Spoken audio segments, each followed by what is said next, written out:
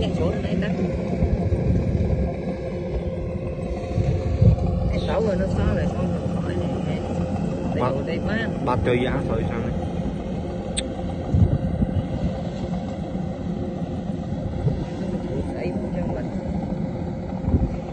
Chứ thưa mấy bọn mình trốn mình coi khóm thơ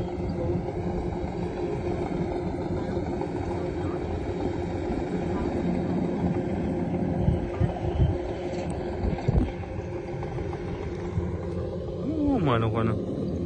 khơi riệp dân mà toàn trốn này trốn hai anh nào vậy từ mà ta được kia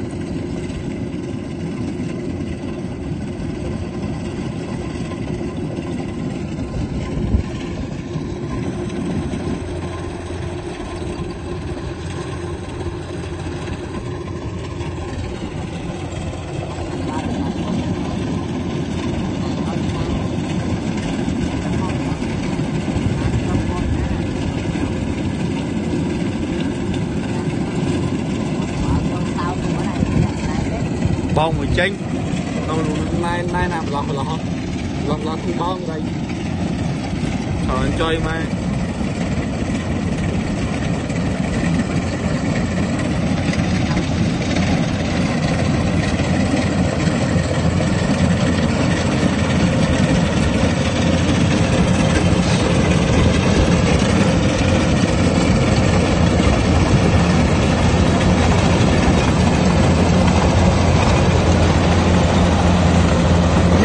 về đây chứ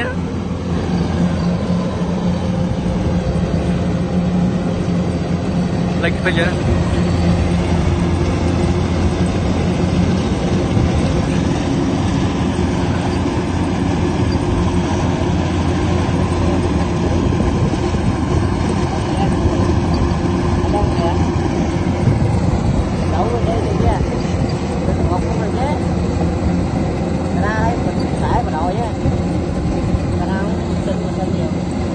con lao từ khi tập trung con ngón đây man ngón chôn man con là con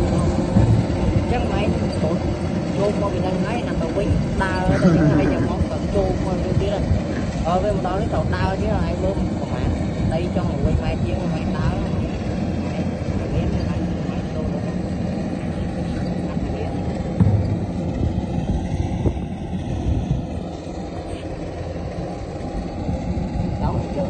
cái thầu cái phi trơn nhắn mình chứ nó ăn cái phi trơn bò tàu hay màu với tàu bò ngót đây cây cao đây